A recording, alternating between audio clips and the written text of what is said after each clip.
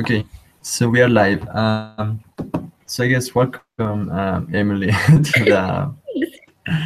We're gonna start with a prayer. I guess. Can you say it?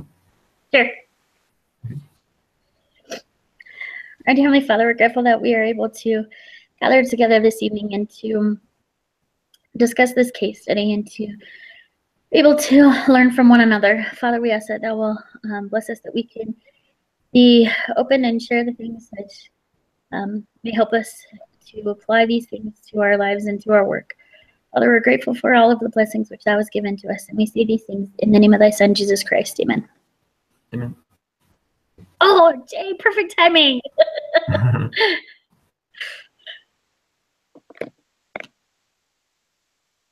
So, could start talking about the case study.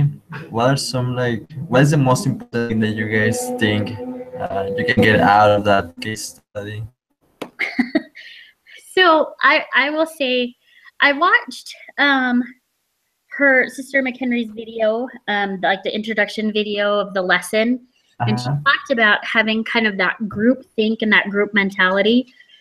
And then I read the case study, and maybe it was just because of the things that were going on in my work right now that I'm like looking at this, and yeah, I saw the group think in the case study, and yeah, I could have focused on it a little bit more, but I think that there were other things that I picked up a lot more on. Like just their communication in general was just out the window, and it wasn't very effective at all. There was no line of who needs to report back to who, people not responding to emails. And then there was like a lot of process improvement opportunities that I saw that could have gone very differently. So when I was reading the case study, I was looking at this and I kept getting more angry as I read it. I'm like, oh my gosh, I can't believe people did this. This was the case study for Columbia Mission, right? Yes. Sorry, you may hear dogs in the background. My house. So yeah, that's kind of where I was at with this case study. So yeah, that's basically the principle was like experience thing or like with a big company, but yeah, they were like they had this issue, miscommunication. Just to know. You're breaking up. I mean, I can understand what you're saying. Oh, I don't have any experience with any big companies.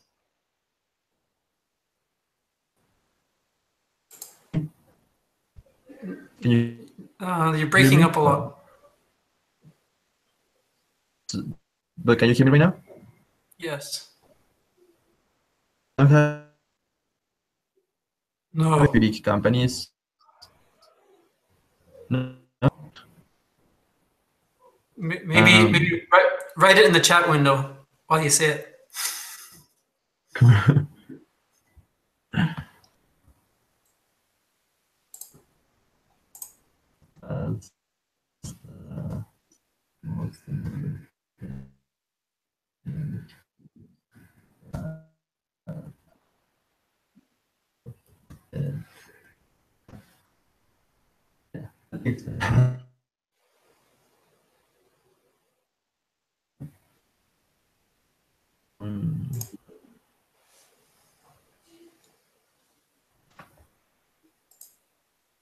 But yeah, can any of you guys say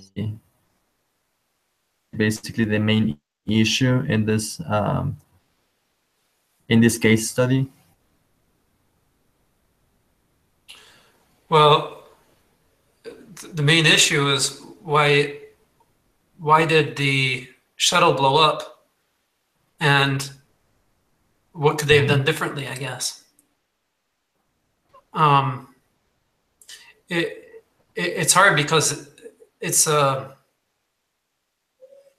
a simple case, you know. There's a lot of factors that go into what happened, so it's not an easy defined, here's the problem kind of thing. I mean, at its most basic level, we can say a piece of the foam strike, I guess they call it, a piece of foam strike, a large piece of foam strike during takeoff came off of the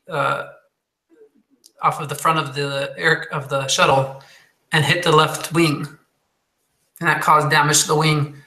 And ultimately, the damage to the wing caused the Columbia to explode when it re-entered the atmosphere. But that's what happened. It doesn't explain why it happened. And so, even though the what happened is, was discovered, the why it happened was a lot more complex, I guess. There were a lot of things that went into why it happened, or why it wasn't fixed, or why the shuttle ultimately ended up, exploding.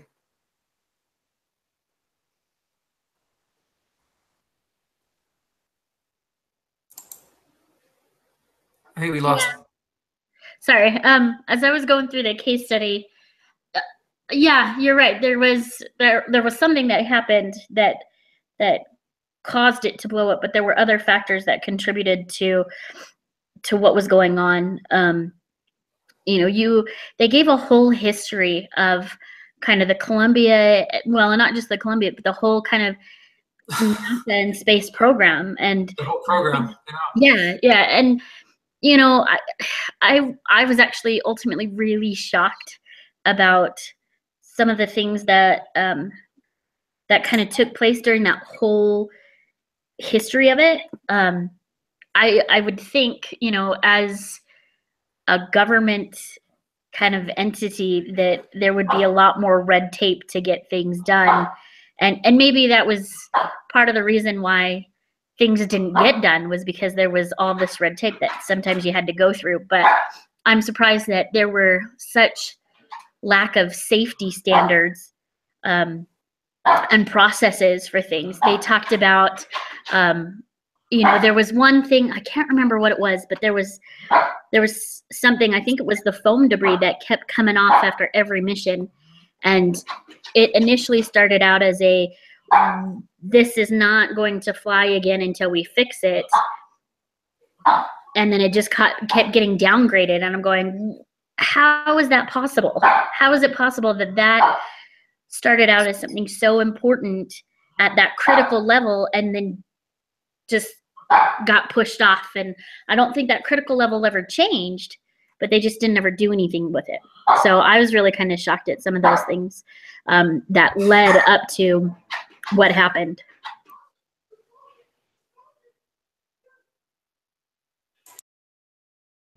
Okay, so I just posted something over here in the chat. So this is some of the terms that they want us to study in their discussion.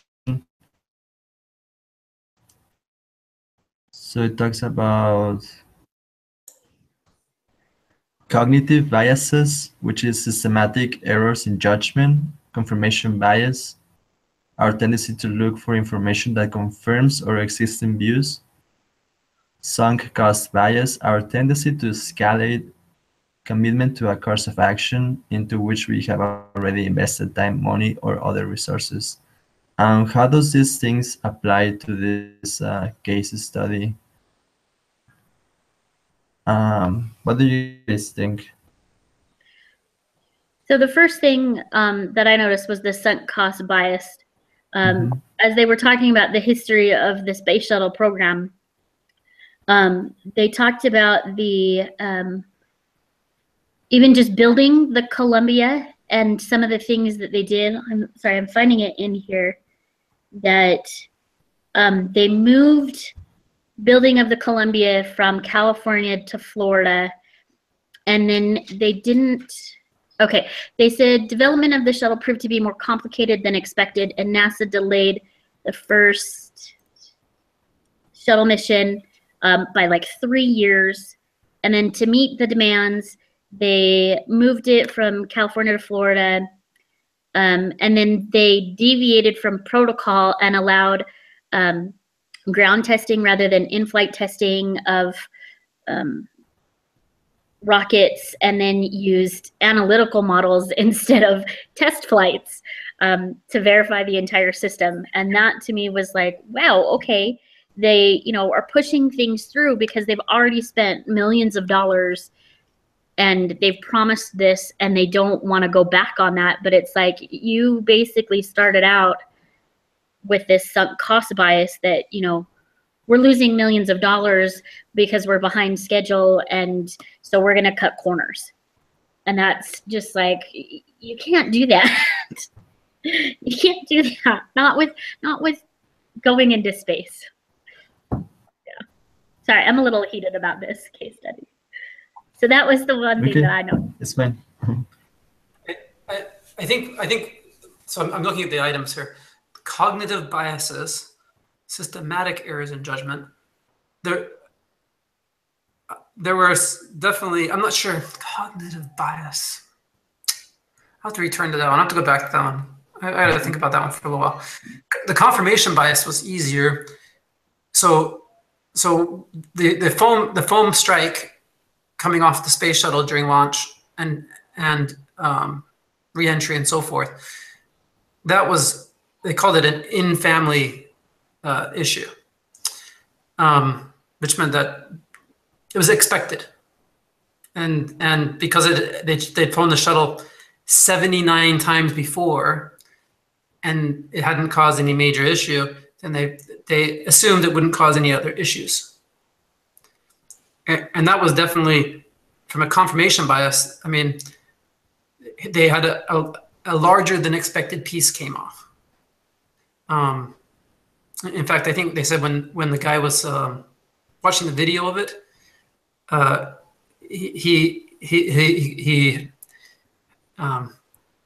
think he said something along the lines of, you know, oh my gosh, and you know, he was surprised at how large the piece was, and they knew when it came off that it hit the wing and that it had damaged the wing. They didn't know what the damage was. They just thought maybe it had taken off some of the foam strike on the wing. But they had opportunities, like the DoD, right? The Department of Defense had offered to use their spy satellites or their spy cameras to take pictures of it to see what the damage was. Or they could have done a spacewalk to see what the damage was. But they didn't. They didn't want to because their bias was that what they had already expected in the past was the same as now. So they said, this isn't a problem. It's happened before. It's going to happen again. It's not a problem. And so all they were doing was looking for confirmation that it's not really that big of a problem.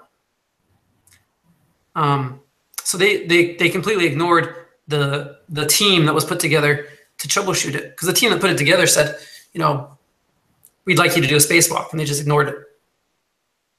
And they'd said, you know, we don't have enough information. I think they never got an email response from the question asked about the spacewalk in the first place. Like, nobody ever just responded to them. They asked and they never got a response. That's true. I think generally, and then like the director, he sent an email out saying, you know, I think this issue is closed as of now. You know, I mean, there was a lot of confirmation bias going on as far as that goes. They expected it not to be a problem, and so their bias was that it wasn't a problem. And so they didn't do the due diligence as a result. So I think there's a lot of that. Sunk cost bias. I mean, you mentioned that already. The space shuttle was expected to do 80 missions. And so they were going to send out 80 missions, even though they knew that the space shuttle itself had some issues because it was always in the hangar. It was always being repaired. But by then they had spent so much money on it that, you know, they didn't really care. They were just going to keep going. So I think there was a lot. The cognitive bias, systematic errors in judgment. So I found an example for that actually. I think that might fit, if you don't mind me cutting in there, Jay. Unless you want. Go ahead. All right. So just this didn't necessarily have to deal with the Columbia, but it dealt with another space shuttle, and it was the Challenger the Challenger explosion. Before that, that was done in 1986, and that space shuttle exploded in launch. It didn't even make it anywhere. It exploded in launch. And for me, it was like, as I'm reading or rereading through some of this, there was an issue with kind of these O-rings.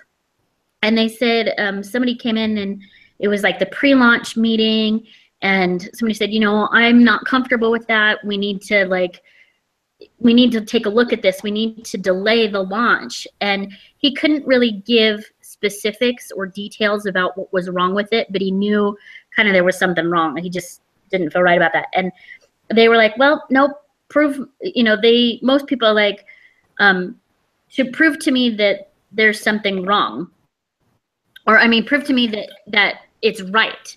And NASA's kind of mentality was, prove me that something's wrong. Tell me that there is actually something wrong, rather than, for me, I'm like, you need to be more on the extreme caution end of things, and you need to take some time and say, okay, let me think that there is really an issue here. Let me double check. But they didn't. And, you know, in that, it was like, you know, they had these systematic errors in judgment, in that it was always, well, we can't necessarily find extreme specific examples, so it's not really an issue.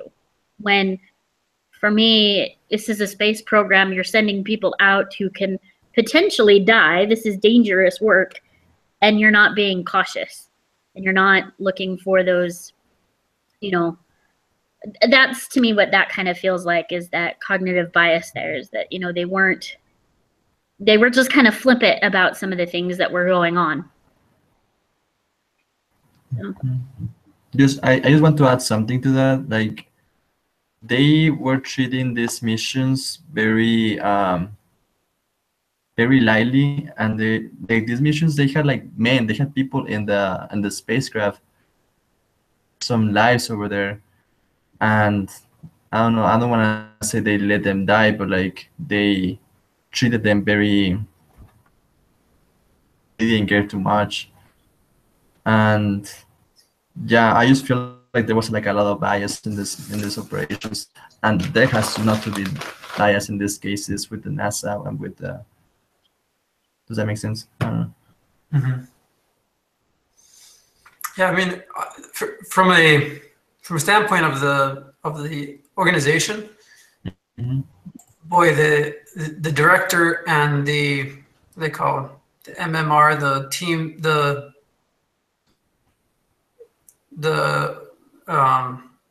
I can't think what they stand for, but they're like the team that's in charge. Anyways, they're supposed to meet every day, and they only met, what they say, they met 5 times over the entire 16 days. I mean, they were not doing their job. I looked up cognitive biases, by the way, a bunch of them, so like a whole list of cognitive biases. So the ones that I see in this list, I'll just send you guys the. 1 second.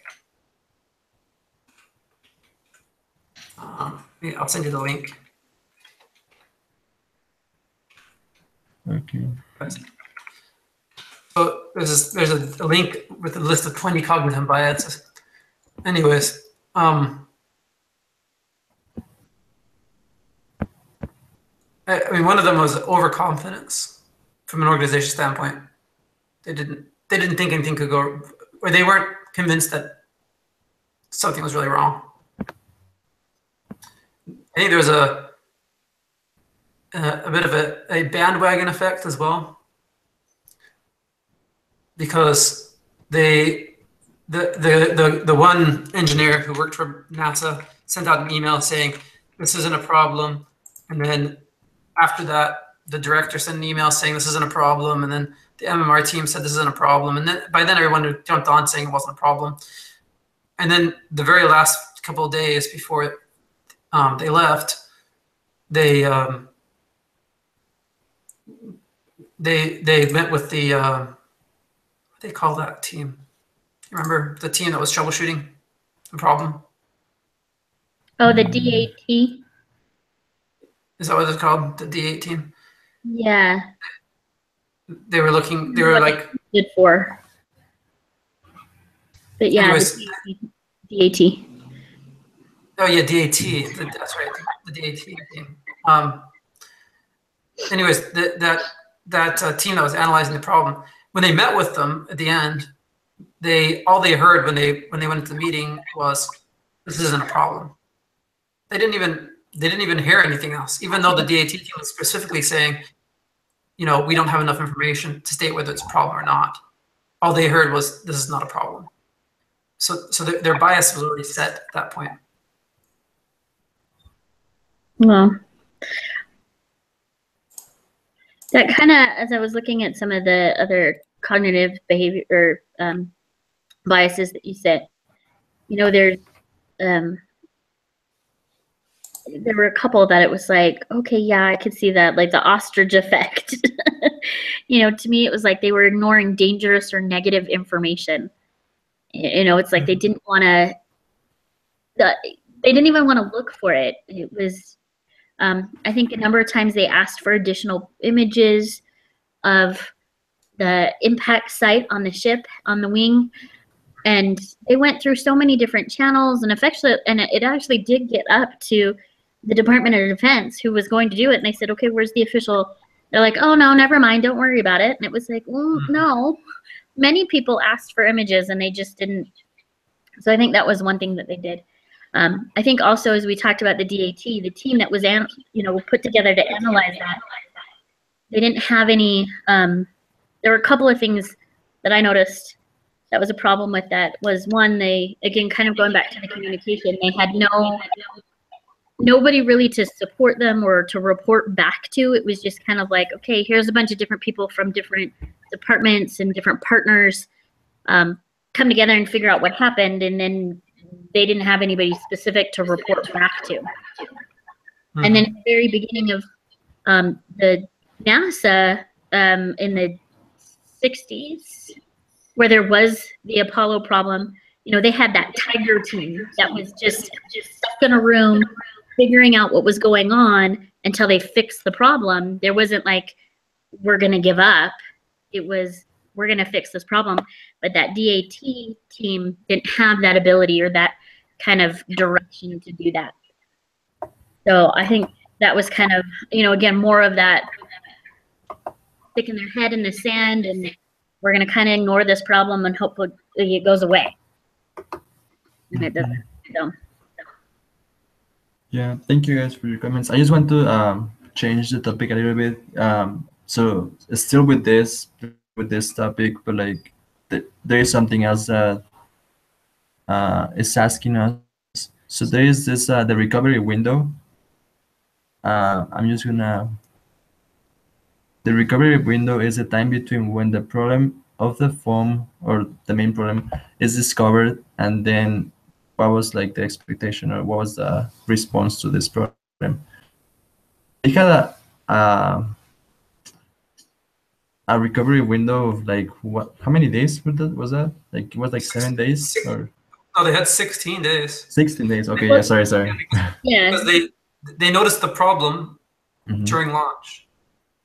They thought it was captured on the cameras. It was escalated on day one. Well, but the team actually that was supposed to be reviewing the images, like people saw it, what was it? Just observers saw it. It was on the news strike that people could actually see it. But there was a team that was designated to review the launch images, and they didn't catch it until the next day. And so it was like, yeah, day 2. So the official people that were supposed to be reviewing the launch didn't even look at it until day 2. It was, everybody else, the public, the news channels, and everybody else that could see the launch, they caught it, but the official team to review the launch didn't get it until the next day. So they have 15. Yeah, so they have 15 days, I guess would have been. Yeah, so I was like, okay, they didn't even discover the problem until a day later. Yeah, sorry. Like I said, I was a little heated about this. Yeah, no worries, it's fine. Another question. it's interesting though. If you look at the case information, right? So it has the flight days, right?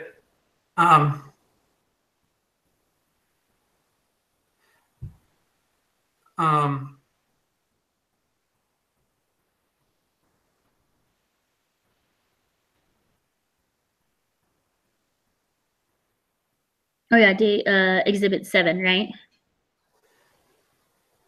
No, the second to last page of the case information, it actually has the final Columbia mission. You see that section? Oh, that last paragraph. Yeah. Yeah. Well, so you had the launch day, right?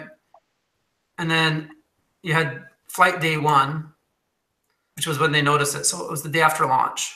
Yeah. Right? Or yeah, I guess the day after launch. Yeah. And that's when they noticed the problem and it was escalated. But by day 8, they had decided it wasn't a problem, which means after day 8, they still had an additional 6 days in space, or was it 16? They were in space for 16 days, right? Yeah. Yeah. So that means they had 8 more days after that. Yeah. That they could have been troubleshooting or looking at it. But by day 8, they'd already decided it wasn't a problem. And I remember reading that they had this problem before in another missions, and they took this problem as an acceptable risk. Yeah. I don't know. Yeah, well, they knew that small pieces of the tiles, these foam tiles, right? They knew that they would fall off. That was expected. They had never found a solution, and they decided it was too expensive to find a solution for it, and it was just a risk. So they knew it was going to fall off, but some cost bias. yeah, it was cost bias that ultimately did it. Yeah. And when I mean, it's true. Like when it's like risky behavior, right? Like if you walk across if you jaywalk across the street, right? That's riskier behavior than walking on this crosswalk, right? And when you're a little kid, you always go to the crosswalk. But as you get older, you start walking across the street wherever you want to walk across the street, and the more you do it, the less risky it seems to you because you've done it 100 times before and you've never been hit by a car, right? Yeah. And that's essentially what's happening here. They've done it 100 times before. They've never had a problem as a result. So they at this point they feel like it's a non-risk. But ultimately, just like walking across the street, if you walk across the street in an area that's not a crosswalk, it's ultimately a higher risk area to walk across the street. Eventually, you could get hit by a car. And so I mean, it's a similar idea. The risk is, and for them, I think they think it's silly to worry about it because they've done it 100 times before and it wasn't a problem. So they just like jaywalking. Most people just scoff at jaywalking. No, it's not a big deal. But if you've ever been to France, you should never jaywalk in France. That's crazy. It's very, very risky. But yeah, I mean that's like the same idea, I think. But I mean, ultimately they had 15 days to solve the problem, and by day 8 they decided it wasn't a problem. So that's a big miscalculation on their part. Mm-hmm. Do you go to France? Or? What's that? Do you go to France? I've been to France, yeah. Oh, nice. The crosswalks there are, the streets are not easy to cross if you don't cross at a crosswalk. People don't stop for you. They honk.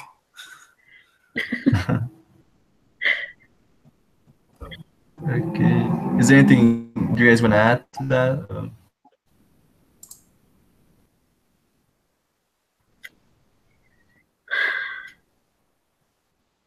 I'm just gonna move on. So we talked a little bit about some weaknesses of the NASA, some miscommunication, some bias, some strengths that you guys can see in this organization, in this group. Sorry, what was the question again? What are some strengths that you guys can see in this group? Strengths. It was so focused on all of their weaknesses. I know. Let me give me a minute. Let me look through some of this. I mean, something I can notice is like they had a group of investigation or analysis for every situation, maybe. I don't know. Um, I don't know. Hold on just a second. I'll be right back. I gotta go grab dogs. Okay.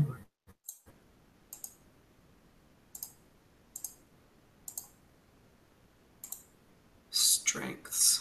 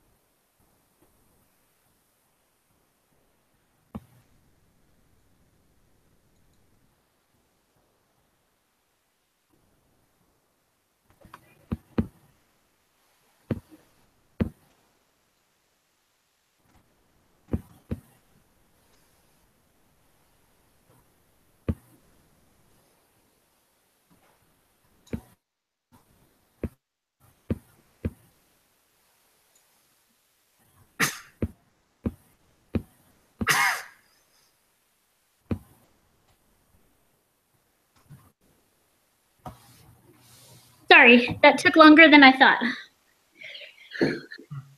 What I miss?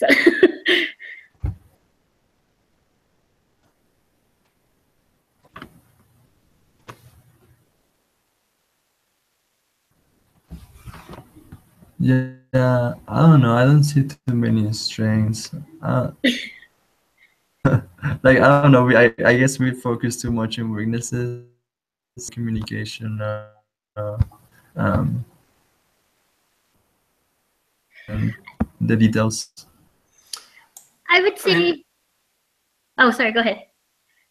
No, I was going to say, I mean, one strength I could see was that they had a pretty clear chain of command.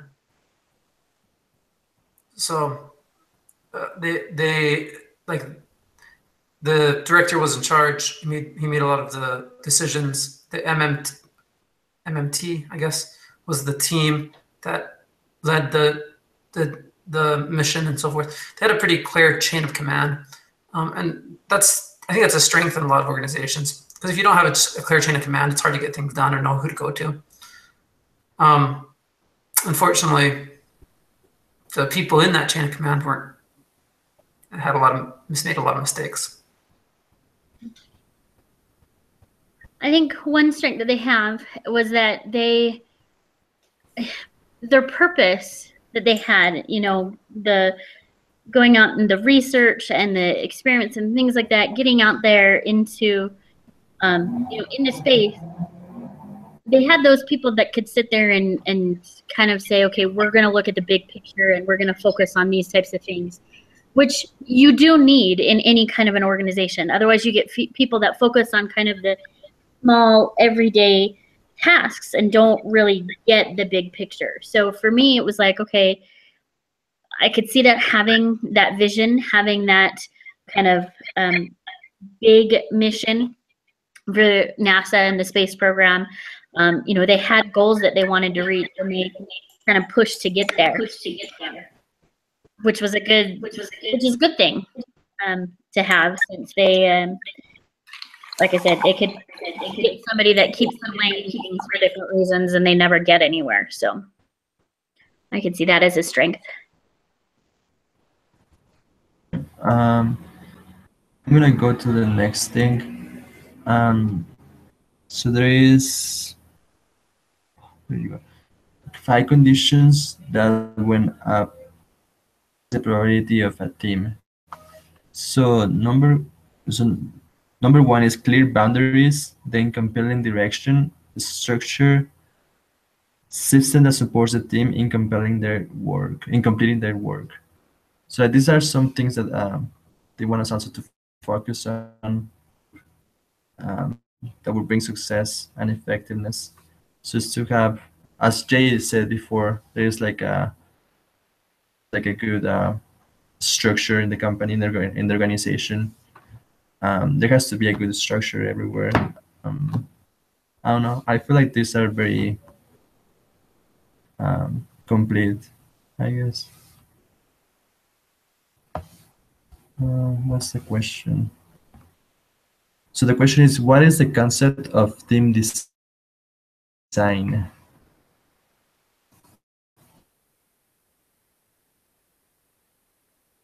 The concept of team design in a group, like according to this 5 things.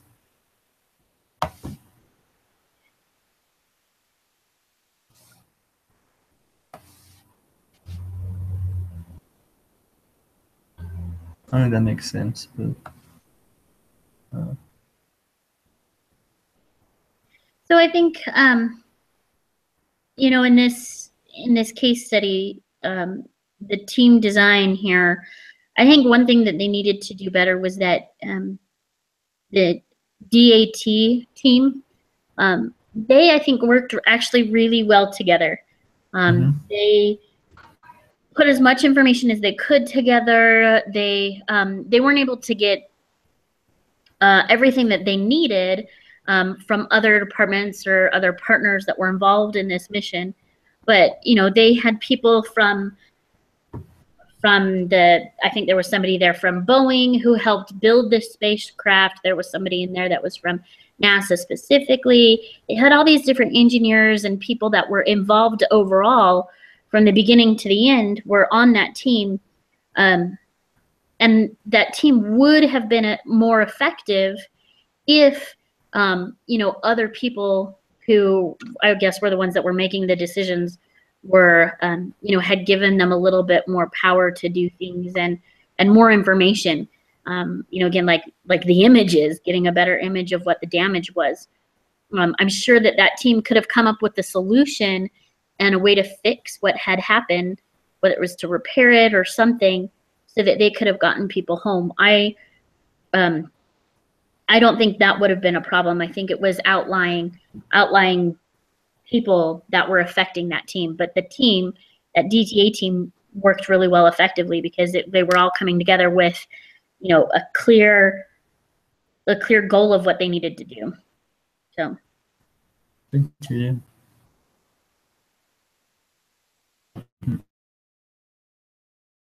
Yes. I'm trying to still kind of comprehend the question. Okay.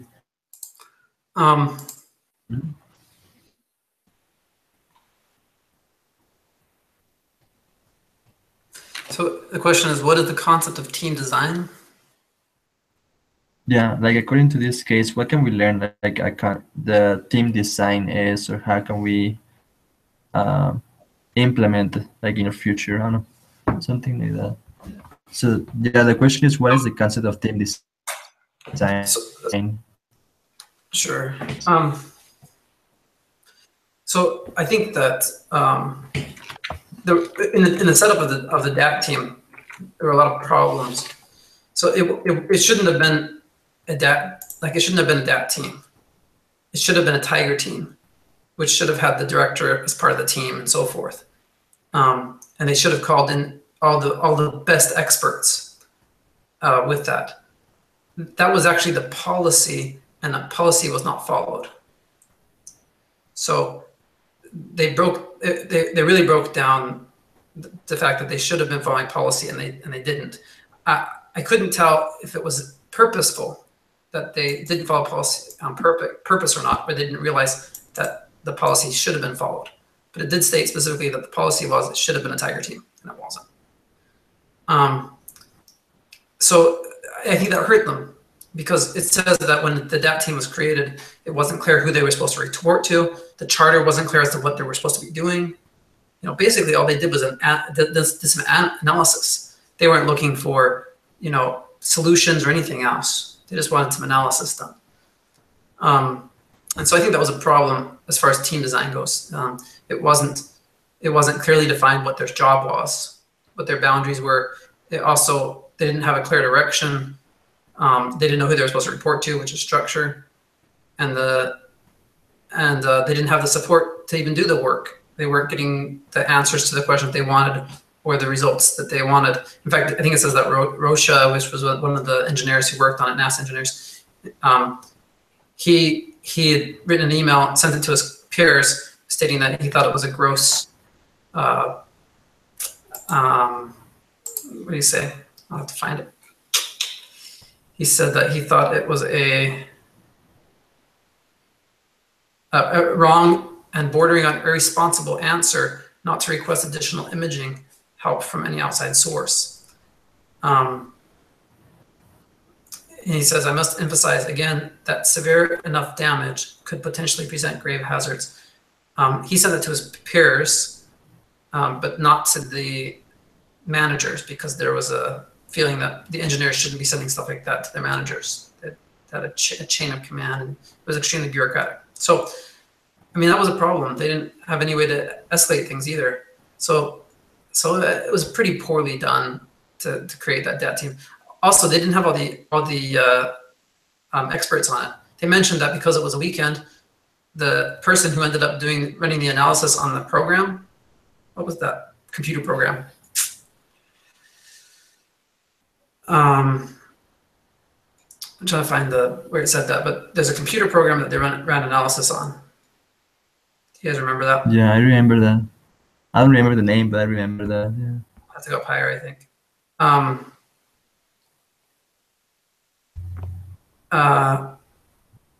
The Crater tool. The Crater tool, yeah. And they said that the guy who ran the Crater tool, he wasn't an expert. He'd only ever used it once. Yeah. So it was pretty poorly. If it had been created as a tiger team, as they put it, and the director was in it, and all the experts were called in, then certainly it wouldn't have been this guy who got called in. It would be whoever created it or something like that. It was pretty poorly executed. So as far as that goes, I mean, it was a good example of what not to do.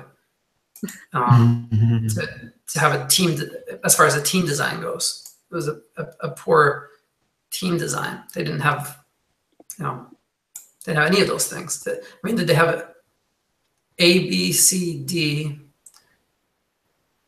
That's only 4 things, by the way. It says hint, conditions that when present increase the probability of team effectiveness, and then it lists 4 of them. I don't know. Yeah, it's true. but none of those 4 things existed for the team. So I think it's very poor team design. Mm-hmm. Yeah, I'm gonna go for some conclusions because it's almost time. About weaknesses in the company, some miscommunication, some things that they didn't follow in their policies, and also in their organization, in the group. They didn't have these 4 or 5 things, and also they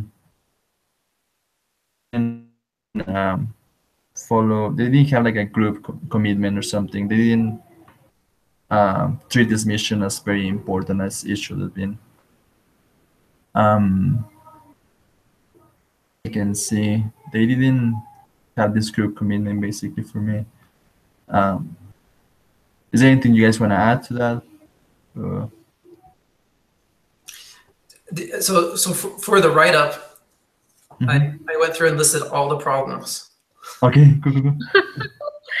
Here's what I put. I have to open it up. Give me a second, because there were so many. Like, Oh yeah. the hard part was that. Sorry, go ahead. Oh, I was gonna say I kind of took for mine. I took kind of two overall headings, two types of problems, two major problems. So like one I did was communication, and the other done was their processes that they didn't follow. They needed to do some process improvement and stick with those. And then I gave examples of each one under those two, because I was like, there's just too many to list here, and I didn't even get them all under each of those two headings. But I was like, I could not stop writing. Yeah, So, I just went on and on and on with my. yeah. I said, in mine, I said, I'm going to answer the following questions: what went wrong, why it went wrong, what and who was to blame, what they could have done differently, and what could they do moving forward. But then at the bottom, just the part about who was to blame, I just listed them up.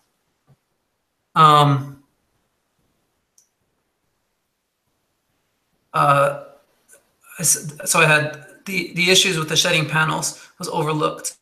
That was the fault of the director and the engineering staff.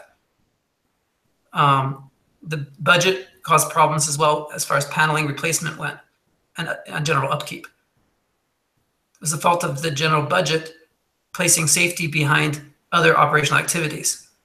They didn't have enough cameras. A mandatory Tiger team was not created. That was the fault of the mission director and the MMT. Let's see, the team established to research the problem was not made up of all the best experts. That's the problem. That's both the problem of the director and the team. The MMT and the director hold a lot of responsibility for keeping. About having next. They didn't meet on a weekly basis. I mean, on a daily basis. That was another problem. There's like tons of problems with this mission. And I don't think every mission was the same, but I think by then it was routine. You know, this was what did they say? It was their 80th mission. I can't remember. So, It was their final mission. And the shuttle was created to run 80 missions, I think is what it was. I'm gonna find out. I remember it was like 100 missions, no? Yeah. Well, so I think To last for 100 missions, you're right. yeah. Yeah, it was supposed to originally go on 50 flights per year. And I think the only reason why that this one was its final mission was because it blew up. I think they were expecting it to use it again and again. Mm-hmm. Yeah. So I think, yeah.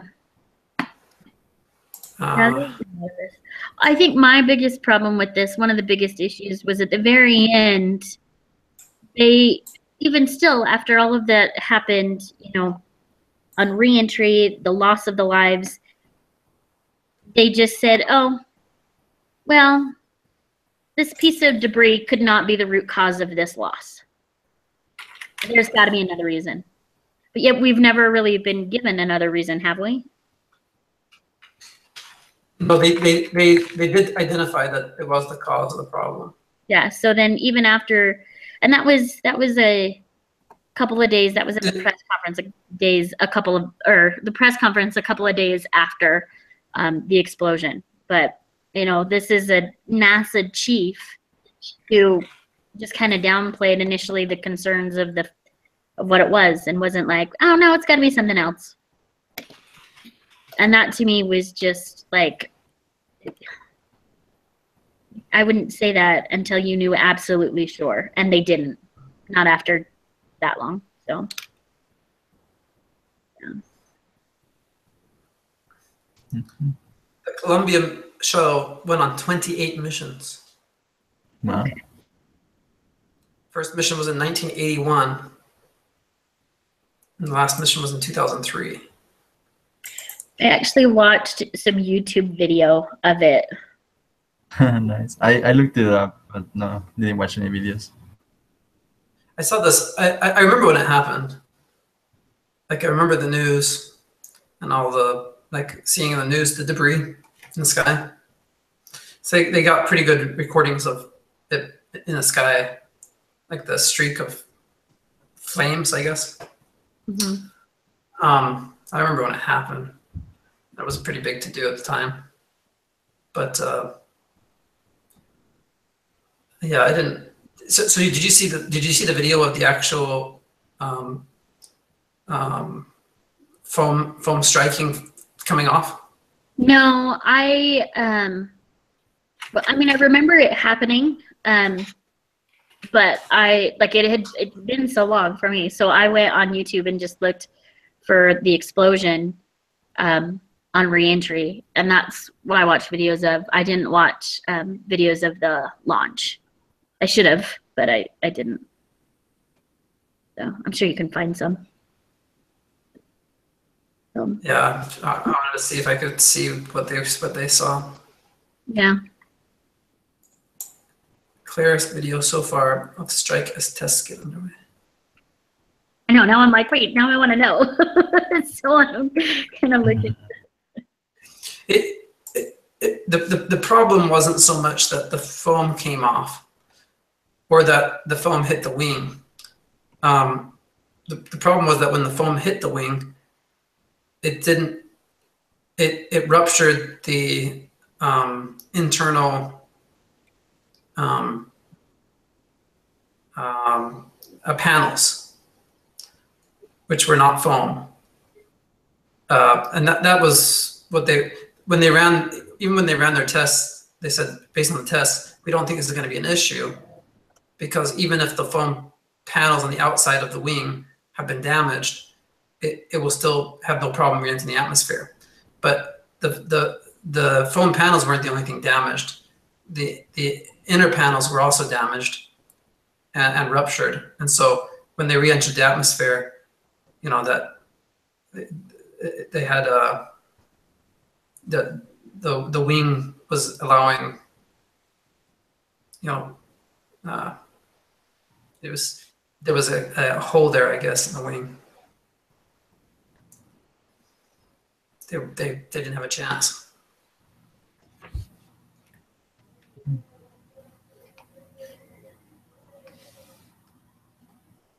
Yep. So I think we can just finish it right here. Or is there anything you guys want to add to that? Anything you guys want to say? Don't go into space. Don't go to space. I don't know. Yeah. It was a sad story to read, I think. Yeah. Like, there's so many things that could have been done differently, and none of them were big things. They were all small things that could have made a difference. But the general idea that they didn't want there to be they didn't want to acknowledge that there was a problem caused 7 people to die. I think that's a big problem. Like, it's easy to not want something to be wrong, but I think people do that with a lot of things. People do that with like their marriages and their relationships, you know. That's true. Like there's something wrong with their relationship, and they don't want to acknowledge it, and so instead of fixing it or trying to figure out what's wrong, they just ignore it. And then when they re-enter atmosphere, that explodes. I don't know. I mean, I think people do it with lots of stuff. So it's human nature. It's just unfortunate that had to be the cause of 7 astronauts losing their lives.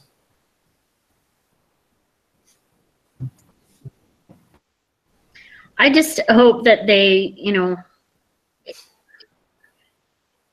I just hope that they learned from this experience and that they made changes. I kind of get the feeling that they didn't really, But you know, because there was the, what was it, the Challenger explosion before that, before the Columbia, that they could have learned from, but they didn't. And so I just hope they learn from this experience, because I'm like, yeah, there is some scientific merit to going up into space and doing that kind of thing, but I hope that they learned from it and made changes so that this doesn't happen again. So far it hasn't, but like I said, it's not that I can remember, but that's kind of my thoughts on that. People make mistakes, but you need to learn from those mistakes and do things differently next time. Yeah. The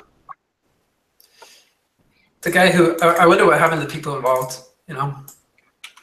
Yeah. Like the guy Leroy Kane, is he the co-lead mission director? Like, did he lose his job, or what happened, you know? I don't know. I want to look it up now.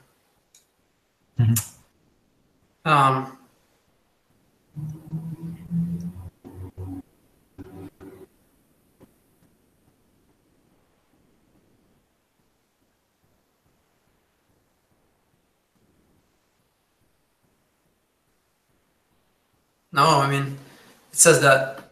So he was the director, right? He was the one who decided that it was a dead issue, that kind of stuff.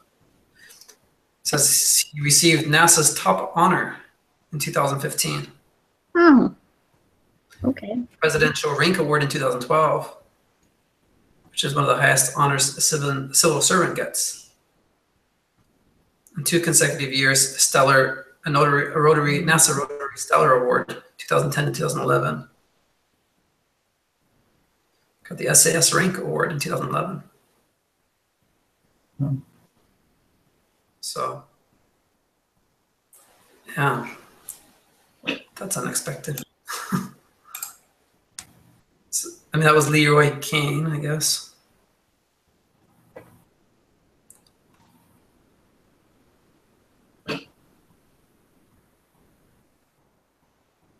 So that's crazy to me, because it says right here, in a final effort, one of Rocha's colleagues mentioned to the DAT co-leaders concern to Leroy Kane, the STS-107 flight director. Kane spoke with an MMT member and then distributed an email stating that he considered the issue to be dead.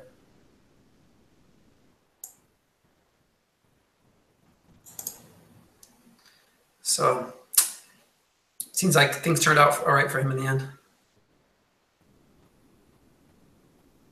I wonder if anybody lost their job or anything like that as a result.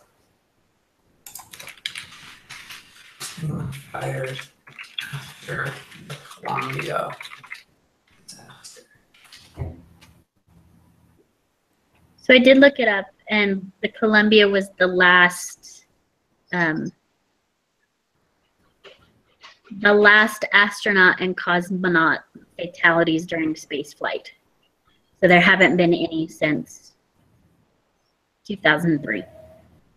No. So.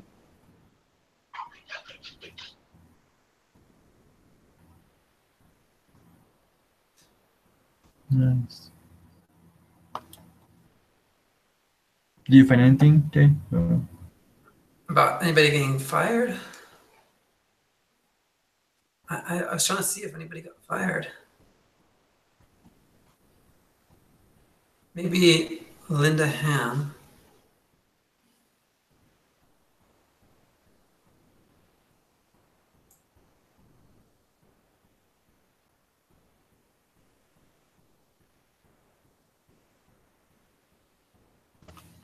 No, it seems like nobody was fired. One of them was Linda Ham. She was one of the MMT members and flight director for the thing.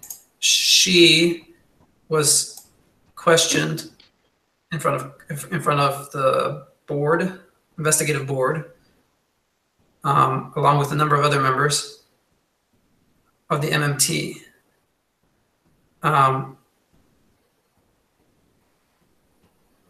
But she was singled out for exhibiting an attitude of avoiding inspection and assessment of actual shuttle damage. She seemed to be of the opinion that they shouldn't do anything about it. She was demoted as a result of her position in the space shuttle program. And transferred. So I guess some people on the MMT had some, but she seems to be the one that was most affected. Good. Anyway, well, I'm just gonna finish this, but thank you guys for coming and for participating.